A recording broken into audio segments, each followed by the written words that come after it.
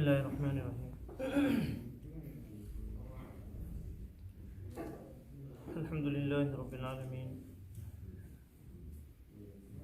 वल आक़िबतु लिल मुत्तक़ीन सलातु वस्सलामु अला अशरफिल अंबिया'i वल मुरसलीन व अला आलिहि व अस्हाबिहि अजमईन अम्मा बाद। बाबुल मुराक़बा, मुराक़बा का बयान। क़ाल अल्लाहु तआला अऊज़ु बिल्लाहि मिनश शैतानिर रजीम बिस्मिल्लाहिर रहमानिर रहीम अल्लज़ी यराका हीन तक़ूम व तक़ल्लुबका फ़िस साजिदीन।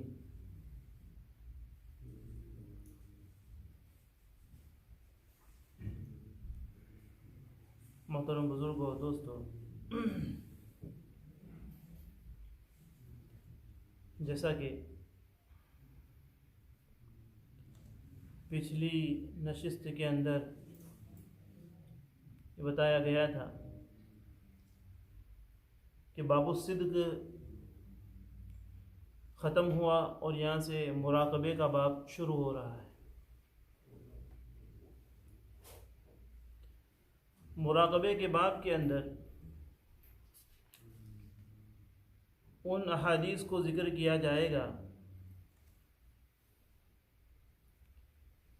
कि जो इंसान के अंदर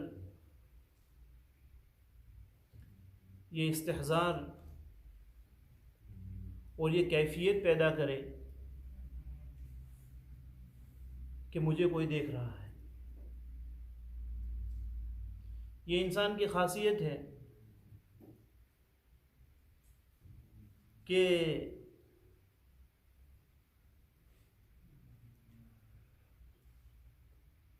इंसान उस वक्त तक किसी काम से नहीं रुकता है और नहीं बचता है जब तक कि उसे ये ख़तरा लाहिक न हो कि मुझे कोई देख रहा है।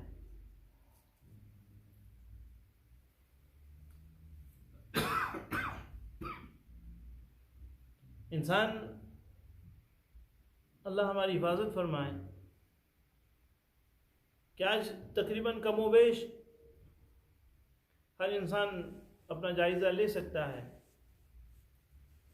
कि जब कभी इंसान को बुराई का मौका मिलता है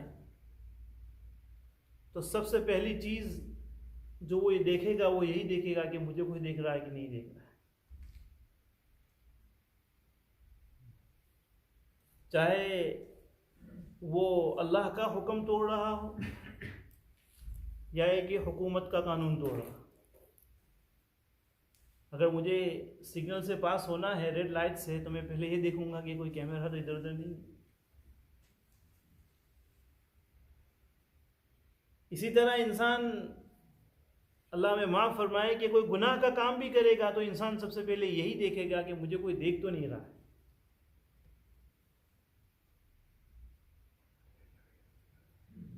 अभी कुछ दिन पहले किसी ने कोई वीडियो भेजा था, तो उसके अंदर वो एक आदमी था, वो किसी की पॉकेट स्टीलिंग कर रहा था, चोरी कर रहा था। तो उसने उसके जेब से बहुत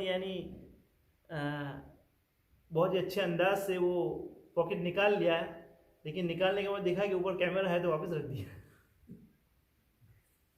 सुभान अल्लाह। मैंने कहा कि ये तो बहुत ही ऑनेस्ट चोर है। यही चीज़ है आज दुनिया के अंदर। हिफाजती तदाबीर, कानून और लॉ को मजबूत करने के लिए हज़ारों मिलियन पाउंड्स गवर्नमेंट खर्च कर रही है। अब एक छोटी सी मिसाल आपको देता हूं कि आप जगह जगह ये साइन देखेंगे कि भाई टिपिंग करना, यहाँ पर कचरा वगैरह डालना, अपनी घर की फजूलियात, फजूल चीज़ों को इंसान इधर उधर डाल देता है, कहा इतना फ़ाइन है, इतना फ़ाइन है। लेकिन क्या बात है, जहाँ साइन लगी हुई है कि यहाँ टिपिंग मना है, वहीं टिपिंग की जाती है। वहीं इंसान अपनी सारी घर की फजूल चीज़ों को छोड़ के चला जाता है। कितने अब देखेंगे गवर्नमेंट की तरफ से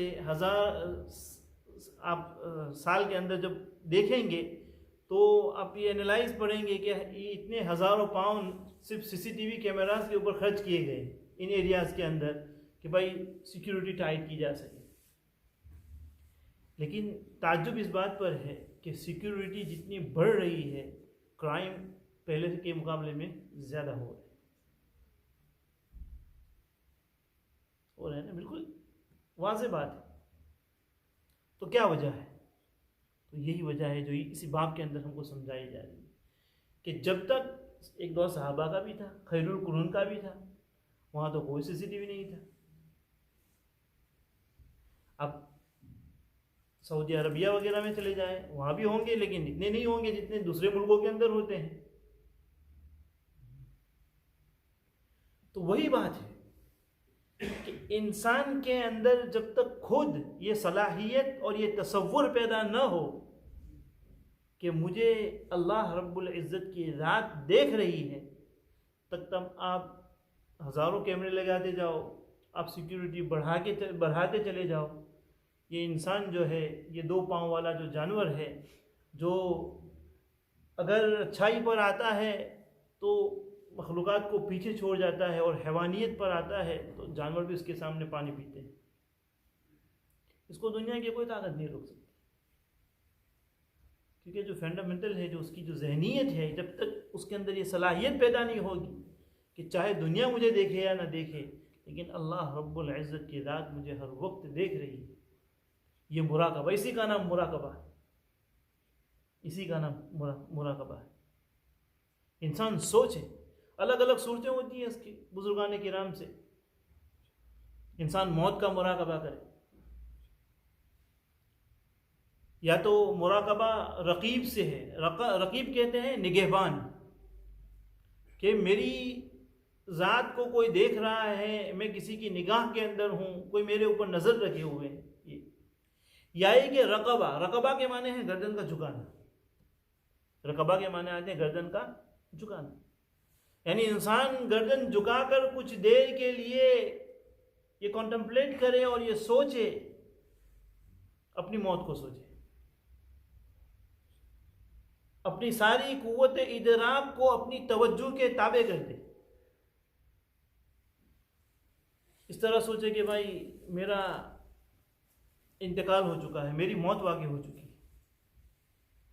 लोग मुझे गुस्ल दे रहे हैं, अब लोग मुझे कफन पहना रहे हैं, अब मुझे लोग जनाजे में उठाकर लेके जा रहे हैं, मुझे कब्र के अंदर उतारा जा रहा है। तो ये मौत का मुराकबा। एक मुराकबा होता है कि इंसान गर्दन झुकाकर बैठे, सोचे अल्लाह ताला की कुदरत, अल्लाह ताला की सिफात, अल्लाह के पावर को सोचे कि अल्लाह की ज़ात कितनी कुदरत वाली है, किस कदर ताकत वाली है। तो इन चीज़ों से इंसान के अंदर क्या होगा? अल्लाह की ज़ात का इस्तेहज़ार पैदा होगा कि मुझे अल्लाह के सामने हाजिर होना है, मैं अल्लाह की निगाह के अंदर हर वक्त हूँ। इमाम गज़ाली रहमतुल्लाह अलैहि ने इहयाउल उलूम के अंदर जिक्र किया है कि हज़रत सैयदना उमर रज़ी अल्लाह ताला अन्हु जा रहे थे, सफ़र के अंदर थे, तो सफ़र का तोशा ख़त्म हो गया, सफ़र का जो सामान था वो ख़त्म हो गया। तो कहीं दूर पहाड़ी के ऊपर, माउंटेन के ऊपर एक चरवाहे को देखा, एक शेपर्ड को देखा कि वो बकरियां चरा रहा है। हज़रत उमर रज़ी अल्लाह तआला अन्हु उसके पास गए और उससे दरख्वास्त की कि भाई एक बकरी मुझे मिल सकती है, बहुत सारी बकरियां हैं तेरे पास, एक बकरी मुझे मिल सकती है। तो वो चरवाहे ने कहा कि मैं तो एक गुलाम आदमी हूँ, ये मेरी मालिकी की नहीं है, मेरी मिल्कियत की नहीं है, ये तो मेरे आका की है, मेरे मास्टर की है। तो हज़रत उमर रज़ी अल्लाह तआला अन्हु ने कहा कि भाई एक बकरी मुझे दे दे। तो माँ इम्तिहान लेने के लिए कहा। हज़रत उमर तो अमीरुल मोमिनीन थे, खलीफा थे, उसकी आजमाइश के लिए, उसके इम्तिहान लेने के लिए कहा कि एक बकरी मुझे दे दे, जब तू वापस घर जाए तो अपने आका से कह देना कि भेड़िया खा गया, यानी बहाना निकाल लेना। तो उस फ़ौरन उस गुलाम ने कहा कि मेरा आका यहाँ नहीं है, फ़अैन अल्लाह, फ़अैन अल्लाह, अल्लाह कहाँ है फिर, अल्लाह कहाँ है? मेरा आका नहीं देख रहा है, लेकिन मेरा जो हकीकी मेरे आका का भी जो आका है वो तो मुझे देख रहा है।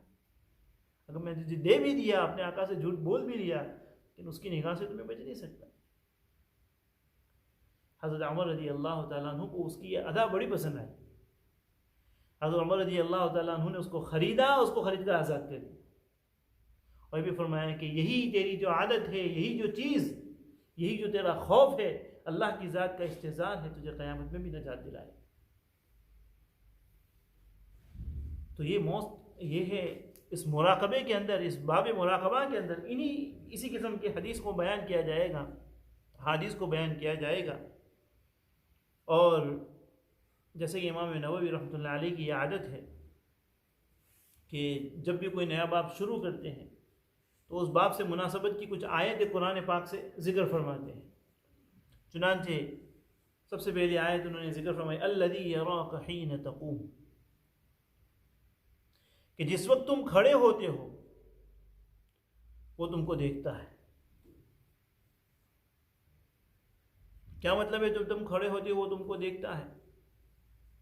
मुफस्सिरीन ने इसके अंदर 3 अक़वाल ज़िक्र किए हैं। हज़रत अब्दुल्लाह इब्न अब्बास रज़ियल्लाहु ताला अन्हुमा, जो इस उम्मत के सबसे बड़े मुफस्सिर समझे जाते हैं, अल्लाह के हबीब अलैहिस्सलातु वस्सलाम की दुआएं इनको मिली थी, अल्लाहुम्मा अल्लिमहुल किताब व फ़क़्क़िहहु फ़िद्दीन। छोटे थे, बड़े समझदार थे। अपनी खाला हज़रत मैमूना रज़ी अल्लाह ताला अन्हा, हज़रत अब्दुल्लाह इब्न अब्बास की खाला है, तो जब छोटे थे तो अपने, चूँकि हज़रत अज़वाज मुतहरात में से हैं, नबी अकरम सल्लल्लाहु अलैहि वसल्लम की बीवियों में से हमारी माँ है, तो जब छोटे थे तो अपनी खाला के यहाँ सोने के लिए जाते थे। तो सोना तो एक बहाना होता था, असल इसलिए जाते थे कि अपनी खाला के यहाँ सोएंगे तो कम से कम रात में जब नबी अकरम सल्लल्लाहु अलैहि वसल्लम उठेंगे तो नबी अकरम सल्लल्लाहु अलैहि वसल्लम के रात के मामूलात क्या है, नबी अकरम सल्लल्लाहु अलैहि वसल्लम रात में इबादत किस तरह करते हैं, तो वो देखेंगे, इसलिए वो जाते थे। तो अपने खाला के यहाँ सोने के लिए जाते थे। हज़रत अब्दुल्लाह इब्न अब्बास फरमाते हैं कि मैं जब अपने खाला के यहाँ सोने के लिए जाता तो अल्लाह के हबीब अलैहिस्सलातु वस्सलाम हज़रत मैमूना के साथ इस तरह सोते थे और पायते की जानिब, उनके पैरों की जानिब मुझे जगह देते थे, मैं पैरों की जानिब सो जाता था। और मैं इंतज़ार में रहता था कि नबी, छोटे बच्चे हैं लेकिन समझ देखिए इनकी, बात है कि मैं नबी अकरम सल्लल्लाहु अलैहि वसल्लम के उठने का, मैं सोने का, यानी कि इस तरह का सोने का बहाना करता था, ऐसे एक्टिंग करता था जैसे मैं सो रहा हूँ, लेकिन मैं जाग रहा होता था कि कब नबी अकरम सल्लल्लाहु अलैहि वसल्लम खड़े। जब नबी अकरम सल्लल्लाहु अलैहि वसल्लम तहज्जुद के लिए खड़े हुए, आप अलैहिस्सलातु वस्सलाम इस्तिंजे के लिए तशरीफ़ ले गए, तो ये भी उठ गए जल्दी जल्दी। और हज़रत नबी अकरम सल्लल्लाहु अलैहि वसल्लम के लिए वज़ू का पानी प्रिपेयर करके, तैयार करके इतने फासले पर रख दिया कि इंसान अगर इस्तिंजा खाने से बाहर निकले तो उसका पैर न लगे और कहीं ये पानी ज़ाया ना हो जाए। एक फासले से, एक मुहज़्ज़म अंदाज में, अच्छे अंदाज में रखा। हज़रत नबी अकरम सल्लल्लाहु अलैहि वसल्लम जब इस्तिंजे से फारिग हुए तो देखा कि पानी रखा हुआ है, तो पूछा कि ये पानी किसने रखा, तो अल्लाह के हबीब मैंने रखा, अल्लाह के मैंने रखा। अल्लाह के हबीब अलैहिस्सलातु वस्सलाम को इनकी ये अदा बड़ी पसंद आई, तो अल्लाह के हबीब ने इनको दुआ दी थी, अल्लाहुम्मा अल्लिमहुल किताब व फ़क़्क़िहहु फ़िद्दीन, कि अल्लाह इनको तेरी किताब का इल्म अता फरमा। अल्लाह ने इनको किताब का ऐसा इल्म अता फरमाया, कुरान का ऐसा इल्म अता फरमाया कि दुनिया में जितनी भी तफसीरें लिखी गई और लिखी जाएंगी क़यामत तक, ये इमामुल मुफस्सिरीन समझे जाते हैं। अब्दुल्लाह इब्न अब्बास रज़ियल्लाहु ताला तमाम मुफस्सिरीन के इमाम समझे जाते हैं। इनकी तफसीर के अलावा किसी की तफसीर इनकी तफसीर से आगे नहीं जा सकती।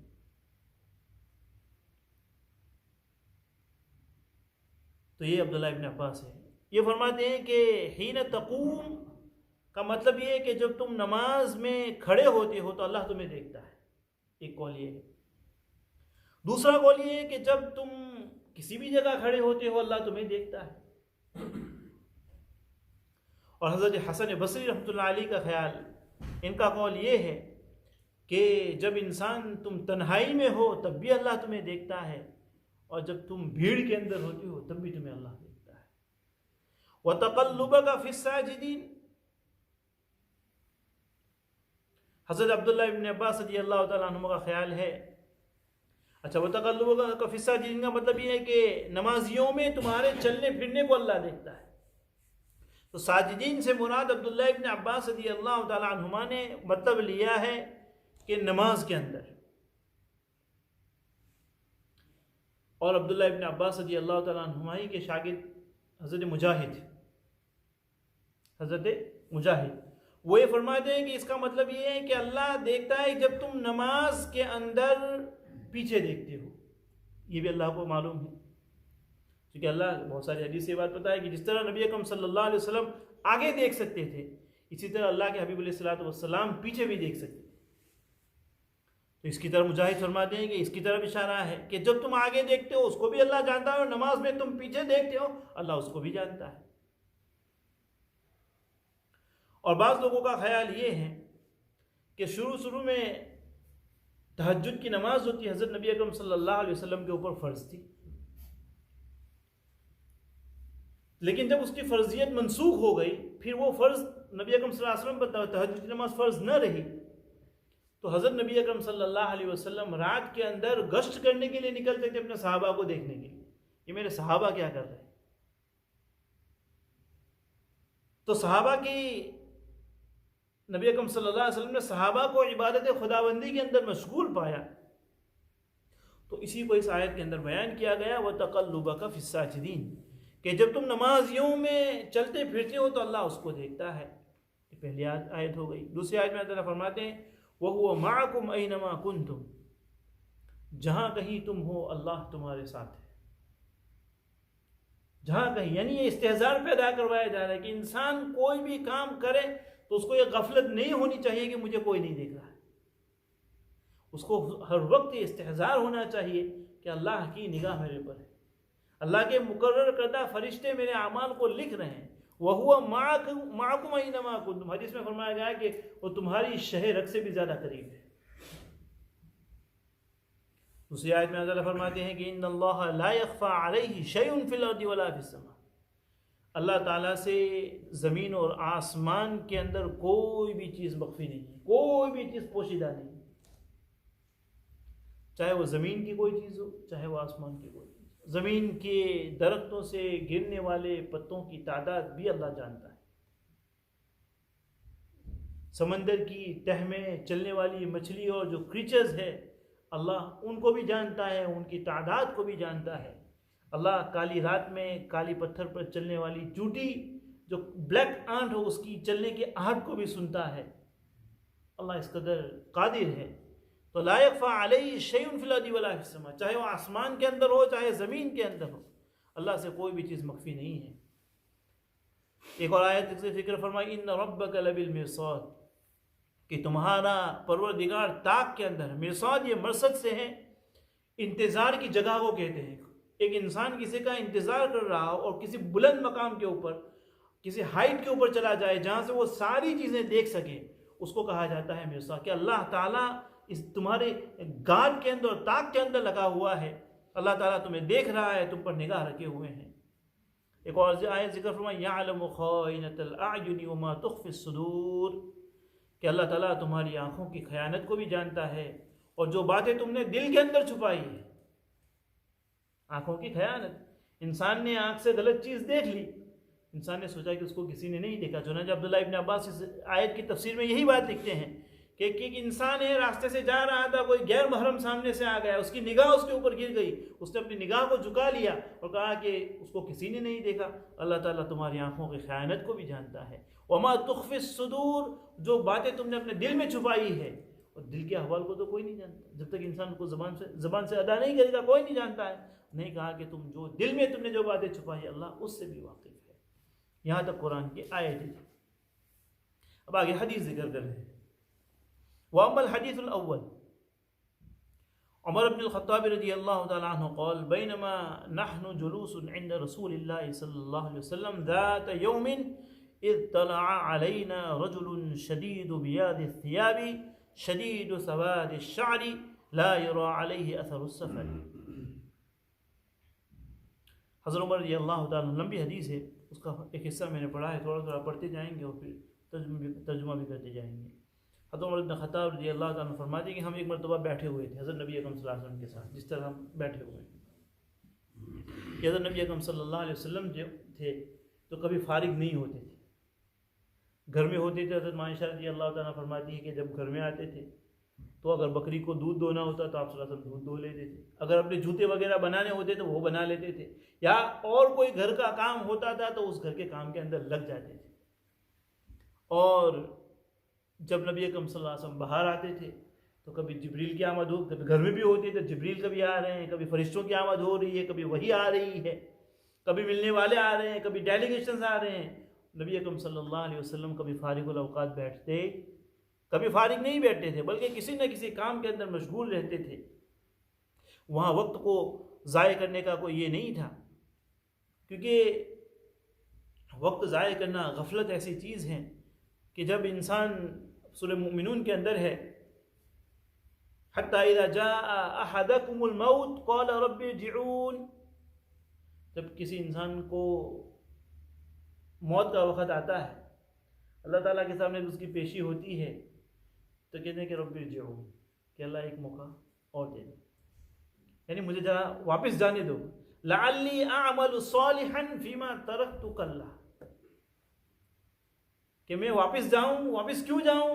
इसलिए नहीं कहा कि वापस जाऊं ताकि मैं अपने बीवी बच्चों को थोड़ा देख लूं, ज़रा उनसे और मोहब्बत की बातें कर लूं, दोस्तों अहबाब से मिल लूं, बल्कि कहना है कि जो ज़िंदगी के कीमती औकात मैंने ज़ाये किए थे, जिसके अंदर मैंने कोई नेक अमल नहीं किया था, तो लअल्ली अअमलु सालिहन, ताकि थोड़ा सा वक्त मुझे वापस दे दो, कि वो कुछ वक्त मुझे वापस मिल जाए तो मैं उसमें आमाल सालिहा करके आऊँ।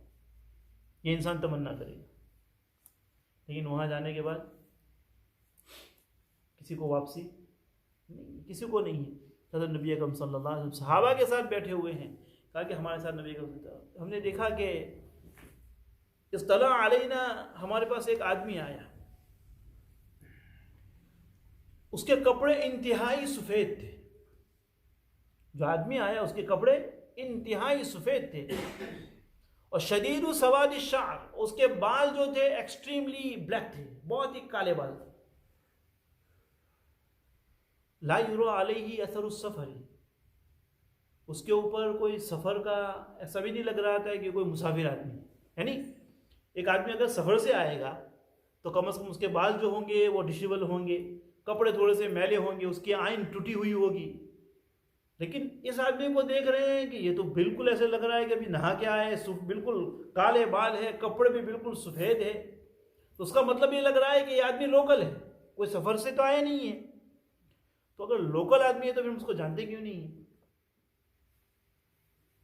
और अगर सफ़र से आया है तो सफ़र के असर जो है, सफ़र का जो उसके कपड़े खराब होने चाहिए, बाल थोड़े से ये होने चाहिए, वो भी नहीं है उसके ऊपर। ये कौन आदमी है? फिर वो वला यारिफुहु मिन्ना अहद, हम में से इस आदमी को कोई जानता भी नहीं था, कोई जानता भी नहीं था कि कौन आदमी है। हत्ता जलस इला नबी सल्लल्लाहु अलैहि वसल्लम, कहा कि वो आदमी आया और हज़रत नबी अकरम सल्लल्लाहु अलैहि वसल्लम के पास बैठ गया। फ़अस्नद रुकबतैहि इला रुकबतैहि, उसने अपने जो घुटने हैं, अपने जो नी है, उसने नबी अकरम सल्लल्लाहु अलैहि वसल्लम की नी के साथ बिल्कुल मिला दिया।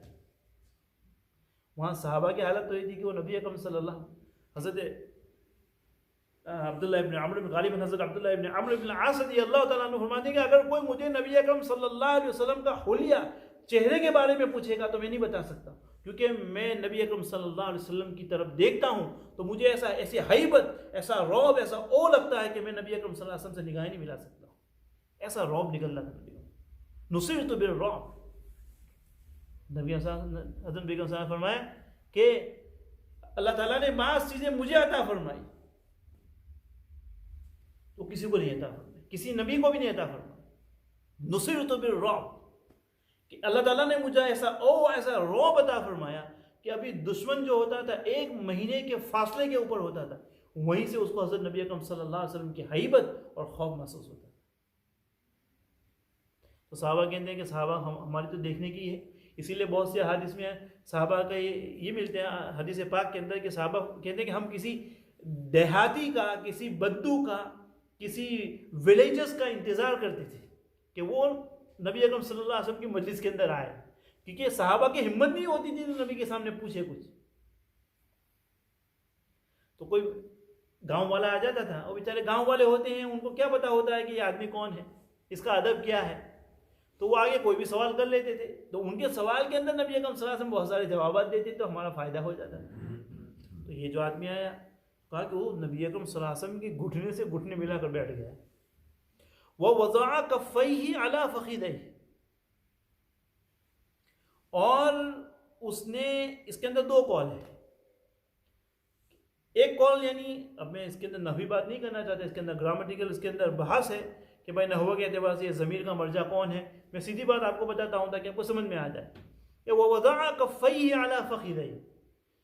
एक कॉल ये है कि वो आदमी आया तो उसने अपने दोनों हाथ हज़रत नबी अकरम सल्लल्लाहु अलैहि वसल्लम के घुटने के ऊपर रख दिए। घुटने मिला तो दिए साथ में, और साथ में मिलाने के बाद अपने हाथ कहाँ रख दिए, हज़रत नबी अकरम सल्लल्लाहु अलैहि वसल्लम के इसके ऊपर, बेतकल्लुफ़ी। जैसे कि हम आपस में दोस्त आपस में बैठे हुए होते हैं, तो भाई बात में मैंने किसी के पैर के ऊपर हाथ रख दिया, या उसका हाथ अपने हाथ के अंदर ले लिया, उसके कंधे के ऊपर हाथ रख दिया, तो बेतकल्लुफ़ी जाहिर करने के लिए कि भाई डरने की बात नहीं है कि मैं अभी अपना तारुफ करवाऊंगा, आप बेफिक्र रहिए। अपना हाथ हज़रत नबी अकरम सल्लल्लाहु अलैहि वसल्लम के घुटने मुबारक के ऊपर रख दिया। एक कॉल ये है। और दूसरा कॉल ये है कि उसने अपने दोनों हाथों को अपने घुटनों के ऊपर रख दिया, अपने पैर के ऊपर, अपनी थाई के ऊपर रख दिए उसने। तो ये अदब बताना मकसूद है कि भाई एक तालिब इल्म को अपने उस्ताद के सामने इसी तरह बैठना चाहिए। एक तालिब इल्म को अपने उस्ताद के सामने इसी तरह बैठना चाहिए कि वो दो जानू बैठा हुआ हो और उसके जो हाथ हैं वो उसके पैरों के ऊपर रखे हुए हो। ये अदब का तकाजा है।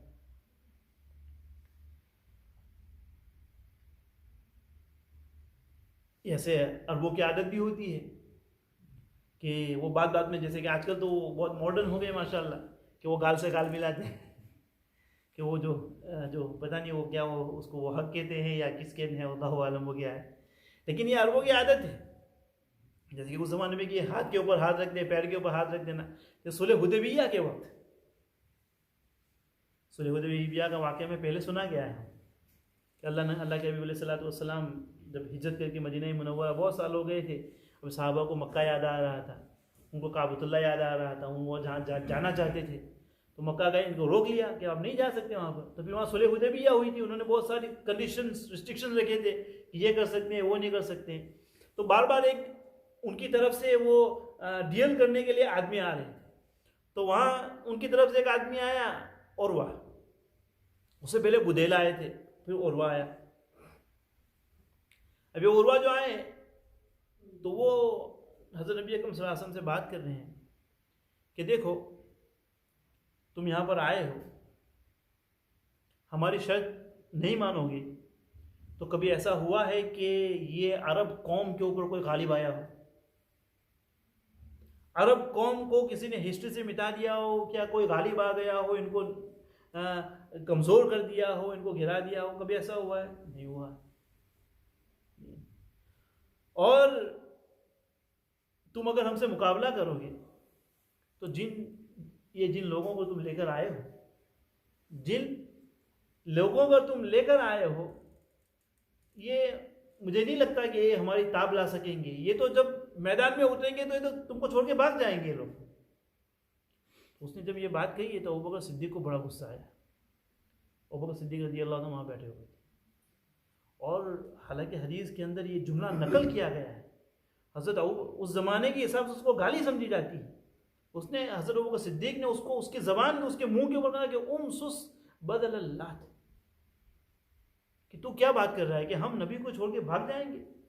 वो हज़रत कह रहे हैं कि जा तू अपने वो जो अपना जो बुत है, अपने जो आइडल्स है, उसकी शर्मगाह को जाके निकल। ऐसे हज़रत अबू बकर, इतना सख्त जुमला का, इतना गुस्सा है अबू बकर सिद्दीक रज़ियल्लाहु ताला। तो कहने लगा कि ये कौन है? तो कहा अबू बकर सिद्दीक है। कहा कि अगर तुम्हारा एहसान मुझ पर ना होता तो मैं आज तुमको इसका जवाब देता। फिर वो बात करने लगा नबी अकरम सल्लल्लाहु अलैहि वसल्लम से। अब ये क्या कर रहा था कि अरबों की आदत है कि वो जब बात करते हैं ना तो बार बार दाढ़ी को हाथ लगाते हैं, अपनी नहीं, वो सामने वाले की दाढ़ी को पकड़ते हैं, सामने वाले की दाढ़ी को पकड़ते हैं। ठीक है ना भाई। अब यहाँ भी इस बात की दलील है कि जो ये कहते हैं कि भाई दाढ़ी वो एक मुश्ती इतनी होनी चाहिए, है कि नहीं। तो अब यहाँ पर देखिए, अगर वो किसी की दाढ़ी बड़ी नहीं होगी तो हाथ कैसे लगाएगा? दाढ़ी अगर छोटी होगी तो वो हाथ में नहीं आएगी, तो उसमें हाथ कैसे लगाएगा? ये दलील है इस बात की कि हज़रत नबी अकरम सल्लल्लाहु अलैहि वसल्लम की दाढ़ी जो थी बड़ी थी।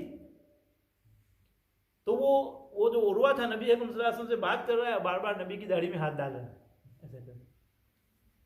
तो हज़रत मुग़ीरा इब्न शुअबा रज़ी अल्लाह ताला अन्हु, वो नबी अकरम सल्लल्लाहु अलैहि वसल्लम की साइड के ऊपर खड़े थे और वो बिल्कुल आम पहन के खड़े थे। उन्होंने खोद भी पहनी थी और चेहरे के ऊपर वो भी पहना हुआ था। तो उसने देखा कि हज़रत मुग़ीरा इब्न शुअबा ने देखा कि नबी अकरम सल्लल्लाहु अलैहि वसल्लम की दाढ़ी को बार बार हाथ लगा रहा है। तो उनके हाथ में तलवार थी, तो वो तलवार का जो दस्ता होता है जहाँ से पकड़ते हैं, तो जब वो नबी की दाढ़ी को पकड़ने के लिए हाथ बढ़ा था तो मारते उसके हाथ में, हाथ क्या है कि तेरा नापाक हाथ नबी की दाढ़ी को न लगा। तो वो पहचानते नहीं, कहा ये कौन है? तो कहा कि ये तुम्हारा भतीजा है। मुग़ीरा इब्न शुअबा कौन है? तुम्हारा भतीजा है। तो फ़ौरन वो कहने लगा, उर्वा कहने लगा कि अभी तक जो तू जिसका तू खून करके आया था, जिसको तू मार कर आया है, उसका माल बहा, उसका खून बहा मैं अदा कर रहा हूँ। जिसका माल तूने लिया था उनका माल का तावान मैं अदा कर रहा हूँ, और अभी तू है कि मेरे हाथ के अंदर तलवार मार रहा है। तो मुझे बताना है कि अरबों की आदत थी, वो क्या करते हैं इस तरह से कंफर्टेबल करने के लिए, वो जिस तरह की हदीस के अंदर बताया गया कि हाथ रख देते हैं या कभी दाढ़ी को पकड़ते हैं इसके ज़रिए से। तो ये आदमी जो आया उसने नबी अकरम सल्लल्लाहु अलैहि वसल्लम के घुटने से घुटने मिलाए और नबी अकरम सल्लल्लाहु अलैहि वसल्लम के घुटनों के ऊपर हाथ रखे, आए कि अपने पैरों के ऊपर हाथ रखे, दोनों बातें में बता के आए। आगे फरमाया वक़ाल या मोहम्मद, वक़ाल या मोहम्मद। अब सवाल ये होता है, कुरान पाक के अंदर अल्लाह ताला ने फरमाया कि ला तजअलू दुआ रसूली का दुआई बादकुम बादा, कि तुम नबी को इस तरह न बुलाओ जिस तरह तुम आपस में एक दूसरे को बुलाते हो। जिस तरह तुम एक दूसरे को नाम लेकर बुलाते हो, इस तरह नबी का मकाम वो नहीं है कि तुम नबी को नाम लेकर बुलाओ। कुरान के अंदर सराहतन मना किया गया। अब यहाँ जो कहा जा रहा है कि वक़ाल या मोहम्मद, तो उसने आकर इससे किस तरह कहा कि या मोहम्मद? असल में वो आने वाले थे जो वो जिब्रील अलैहिस्सलाम थे। वो कौन थे? जिब्रील। इसीलिए इस हदीस को क्या कहा जाता है? हदीस जिब्रील कहा जाता है।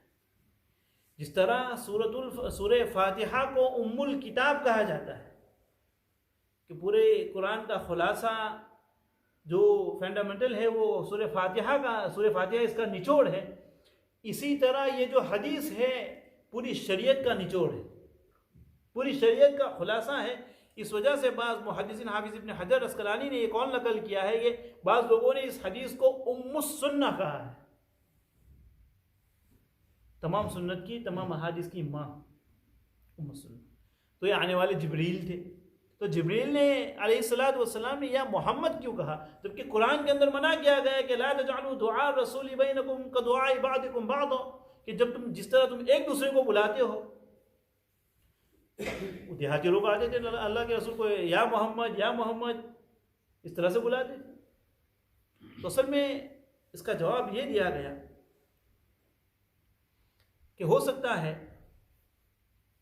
कि ये उस वक्त की बात हो जब तक अभी कुरान के अंदर उसका प्रोहिबिशन और कुरान के अंदर उसकी नहीं, कुरान में अभी उसको मना नहीं किया गया था। ये उस वक्त की बात है कि तुम नबी को इस तरह नहीं बुला सकते हो। उससे पहले की बात हो, बाद में मना किया गया हो। या दूसरा जवाब ये दिया गया कि ये जो रिस्ट्रिक्शन है कि तुम नबी को नाम लेकर नहीं बुला सकते, ये इंसानों के साथ खास है, फरिश्तों के साथ खास नहीं है। फरिश्ते इस रिस्ट्रिक्शन से क्या है, बाहर है, तो फरिश्तों का कोई मसला ही नहीं है। सबसे पहली बात पूछी कि अखबिरनी अनिल इस्लाम, कि मुझे इस्लाम के बारे में बताइए। तो नबी के ने फरमाया कि अल इस्लामु अन तशहद अल्ला इलाहा इल्लल्लाह व अन्ना मुहम्मद रसूलुल्लाह। इस्लाम ये है कि इस्लाम का बिल्कुल बेस ये है कि यानी तुम मुसलमान हो जाओगे जब तुम ज़बान से इकरार करो कि अन तशहद अल्ला इलाहा इल्लल्लाह व अन्ना मुहम्मद रसूलुल्लाह, इस बात का कि अल्लाह के अलावा कोई माबूद नहीं है और मोहम्मद सल्लल्लाहु अलैहि वसल्लम उसके रसूल हैं।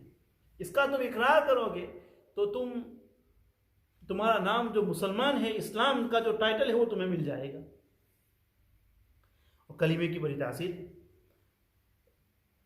ये डॉक्टर मोहम्मद हमीदुल्लाह, इनके बारे में मैंने कुछ लोगों को बताया भी था। हिंदुस्तान दक्कन के रहने वाले थे माशाअल्लाह। फ्रांस के अंदर उनका इंतकाल हुआ। अल्लाह ने बड़ा ज़हीन उनको बनाया था और उन्होंने हज़रत नबी अकरम सल्लल्लाहु अलैहि वसल्लम की सीरत के अंदर PhD जर्मनी से वगैरह से की थी और पूरी ज़िंदगी यहाँ फ्रांस के अंदर यूनिवर्सिटीज़ के अंदर इस्लामियात के अंदर वो लेक्चरर थे। ये उनकी अल्लाह ताला ने उनको ऐसा माहिर बनाया था कि एक दो नहीं, अल्लाह ताला ने 30 ज़बानों के ऊपर उनको महारत दी थी। और एक तो ये है कि भाई, एक है कि भाई है हाय हेलो इंसान करना जानता हूँ, लेकिन वो तो माहिर थे। और उनकी ज़बानों के उन्होंने जो किताबें लिखी हैं, एक दो नहीं कई ज़बानों में, फ्रेंच ज़बानों में, अरबी के अंदर कई ज़बानों में उनके ट्रांसलेशन हुए हैं उनके। अजीब बात यह है कि पढ़ने के लायक है उनकी किताबें। तकरीबन उनके हाथ पर एक दो नहीं, दो चार 500 नहीं, 30,000 फ्रांसीसी लोगों ने इनके हाथ पर इस्लाम कबूल किया है। 30,000 इनके हाथ पर लोगों ने इस्लाम। तो एक एंकर था जो उनका इंटरव्यू ले रहा था, उनको पूछा था कि ये 30,000 लोगों को आपने इस्लाम कैसे ये किया? कोई दावत का आपके पास कोई तरीका है, कोई खास अंदाज है क्या, कोई क्या बात क्या है? तो उन्होंने एक अजीब बात फरमाया कि जब भी मेरे पास कोई आता था तो मैं ये कोशिश करता था कि मैं उसको एक मरतबा कलमा पढ़ाऊँ, चाहे मैंने उसको तर्जुमा पढ़ाया हो, उसको फ्रेंच ज़बान में कहा हो, अरबी से कहा हो, इंग्लिश से कहा, लेकिन मेरी ये कोशिश होती थी कि मैं उसको एक मरतबा कलमा पढ़ाऊँ। और ये मेरा तजर्बा रहा है ज़िंदगी भर का कि जिसने एक मरतबा कलीमा गफलत से क्यों ना कहा, वो बहुत से लोग ऐसे थे जो 6 महीने के बाद आए, 1 साल के बाद आए, बहुत से 2 साल के बाद, 5-5 साल के बाद भी आए हैं और इस्लाम कबूल किया है, जिन्होंने गफलत में एक मरतबा अपनी ज़बान से कलमा कहा था, लेकिन वो हकीकत उनकी दिलों में रासिख हो गई, वो बाद में इस्लाम आकर उन्होंने कबूल किया। तो ये कलीमे की बरकत, कलीमा बात की क्या है भाई, बरकत है। तो ये तो कलीमा हो गया। व तुक़ीमुस्सलात व तु'तुज़ ज़कात व तु'तियज़ ज़कात, फरमा के तू नमाज़ों का कायम करने वाला हो जाए और तू ज़कात अदा करे। व तसूम रमज़ान के रोज़े रखे। व तहुज्जल बैत इन इस्तताअत इलैहि सबीला, अगर तेरे पास ताकत है तो तू हज भी करे। तो क़ाल सदक़त। अब वो जो सवाल कर रहे हैं वो खुद उसकी तायीद भी कर रहे हैं, उसको अप्रूव भी कर रहे हैं कि तूने सच कहा। तो सहाबा कहते हैं कि हमको और भी ताज्जुब हुआ कि एक तो ये सवाल कर रहा है, फिर उसको जब जवाब दिया जा रहा है तो वो कह रहा है कि तूने सच कहा, इसका मतलब उसको पता है, तो फिर सवाल क्यों कर रहे हैं? फ़अजिबना लहू यसअलुहु व युसद्दिक़ु। सहाबा कहते हैं कि हमको बड़ा ताज्जुब हुआ कि सवाल भी करता है और भी तस्दीक भी करते हैं। क़ाल फ़अख़बिरनी अनिल ईमान, ईमान के बारे में बताओ। तो कहा कि अन तु'मिना बिल्लाह, तो अल्लाह की ज़ात पर ईमान लाए। व मलाइकती, अल्लाह की ज़ात पर ईमान लाने का मतलब यह है कि तो अल्लाह की ज़ात पर उसकी पूरी सिफ़ात के साथ ईमान लाए। अल्लाह अलीम बिज़ातिस सुदूर है, अल्लाह हय्युन ला यमूत है, उसके पास अज़ल से सारा इल्म है, तमाम सिफ़ात के साथ। व मलाइकती, उसके फ़रिश्तों के ऊपर ईमान लाए।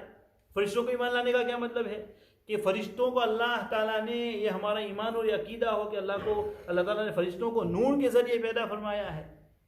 फिर ये फ़रिश्ते न किसी की बेटियां हैं न किसी की औलाद है, अल्लाह ने जब से उनको पैदा किया हुआ है, अल्लाह ताला ने जिस ड्यूटी के ऊपर उनको लगाया है वो उसी के अंदर लगे हुए हैं, ये अकीदा होना चाहिए।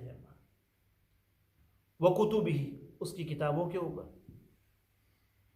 उसकी किताबों के ऊपर क्या यकीन होना चाहिए कि जितनी भी आसमान से किताबें नाजिल हुई वो हक है। हाँ, लेकिन जिन किताबों की हिफाजत की जिम्मेदारी अल्लाह ने नहीं ली थी तो लोगों ने उसके अंदर तहरीफ कर दी, लोगों ने उसको चेंज कर दिया। लेकिन जिस किताब की जिम्मेदारी अल्लाह ने हिफाजत के लिए थी, कुरान पाक, उसके अंदर कोई शक नहीं है, ला रैब फीह, उसके अंदर कोई शक नहीं। ये हमारा ईमान होता है उसकी किताबों के। व रुसूलिही, उसके रसूलों पर ईमान होना चाहिए कि जितने रसूल आए वहाँ से हज़रत नबी अकरम सल्लल्लाहु अलैहि वसल्लम तमाम के ऊपर हमारा ईमान होना चाहिए। और फिर उसमें यह ईमान हमारा होना चाहिए कि हज़रत नबी अकरम सल्लल्लाहु अलैहि वसल्लम ये आखिरी नबी हैं, फिर यह ईमान होना चाहिए कि नबी अकरम सल्लल्लाहु अलैहि वसल्लम एक इंसान थे, एक बशर थे और एक मर्द थे। अल्लाह ताला ने, हालांकि नबियों को भेजना अल्लाह ताला के ऊपर वाजिब नहीं है, इज नॉट कंपलसरी अल्लाह ताला के ऊपर कि अल्लाह ताला को नबियों को भेजना ज़रूरी है, नहीं। अल्लाह ताला ने इंसान को अक्ल दी, तो अक्ल के ज़रिए इंसान सोच सकता है कि भाई इतनी बड़ी एक टेबल है, एक चेयर है, बगैर बनाए नहीं बन सकती, तो इतनी बड़ी कायनात का वजूद कैसे हो गया? ये दरख्त किसने दिए? ये पानी किसने दिया? ये आसमान को बगैर सहारे के किसने खड़ा कर दिया? ज़मीन को पानी के ऊपर। इंसान के पास इतनी अक्ल अल्लाह ने दी कि वो खुद उसका फैसला कर सकता है कि क्या चीज़ सही है, क्या गलत है। बस मैं नहीं, लेकिन ये इसीलिए अल्लाह ताला ने फरमाया कि लक़द मन्नल्लाहु अलल मुमिनीन, अल्लाह ने एहसान किया। अल्लाह को ज़रूरत नहीं थी, अल्लाह को वाजिब नहीं था कि अल्लाह नबी को भेजे, लेकिन अल्लाह ने एहसान फरमाया, इज़ बअस फ़ीहिम रसूलन मिन अनफुसिहिम। एक एहसान तो ये किया कि उसने तुमको नबी दिया जो ज़रूरी नहीं था, फिर भी दिया। और दूसरा एहसान ये किया कि तुम्हारे अंदर से दिया, इंसान बना कर दिया, कोई जिन्नात नहीं दिया कि तुम उसकी बात को ना समझ सको, तुम्हारे अंदर से बनाया। दारुल देवबंद के अंदर हज़रत मौलाना यासीन साहब रहमतुल्लाह अलैह, इनका नाम आपने सुना होगा शायद। हज़रत मौलाना यासीन साहब कौन थे? ये हज़रत मुफ्ती मोहम्मद शफ़ी साहब साहिब मारिफुल कुरान, जिन्होंने हदीस की तफसीर की किताब लिखी मारिफुल कुरान, मुफ्ती शफ़ी साहब रहमतुल्लाह अलैह। अभी भी आपको पता नहीं चला होगा, क्लू नहीं आया होगा कौन है। उनके वालिद मुफ्ती तकी साहब को तो सब जानते हैं ना, मुफ्ती तकी साहब के दादा, मुफ्ती तकी साहब के दादा, हज़रत मुफ्ती तकी साहब के दादा, तो बहुत बड़े मकाम के हामिल हैं माशाल्लाह। तो दारुल देवबंद के अंदर वो इब्तिदाई किताबें पढ़ाते थे, फ़ारसी वगैरह पढ़ाते थे। मौलाना यासीन साहब फ़ारसी की किताबें पढ़ाते वहाँ पर।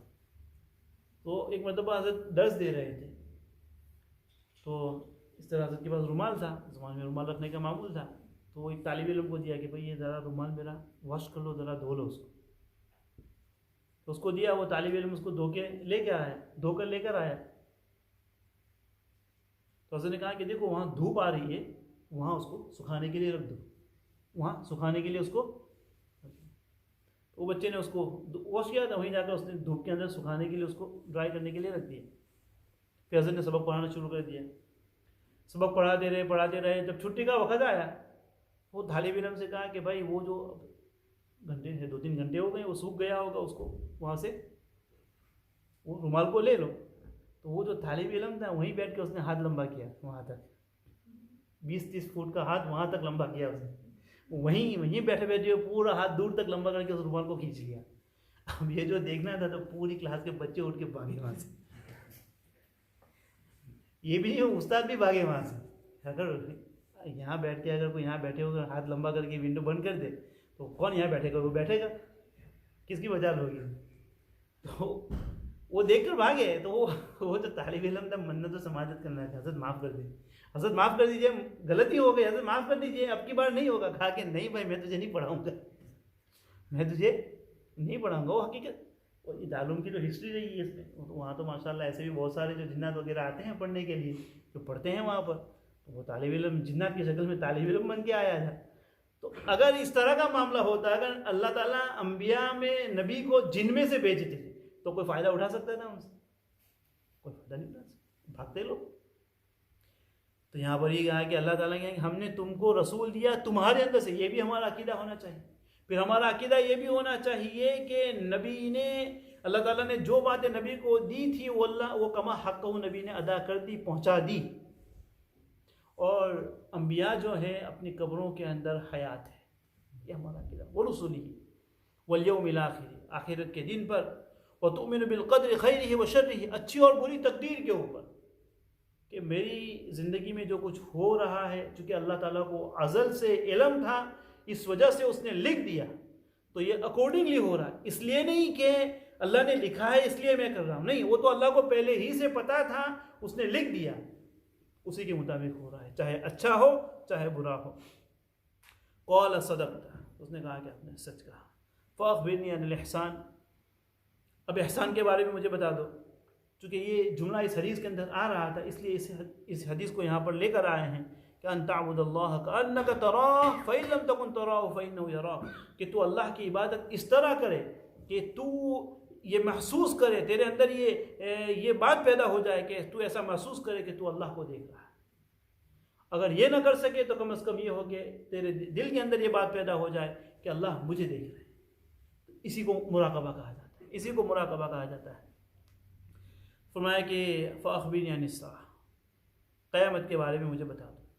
चलो यहाँ से बाकी रोको इंशाअल्लाह।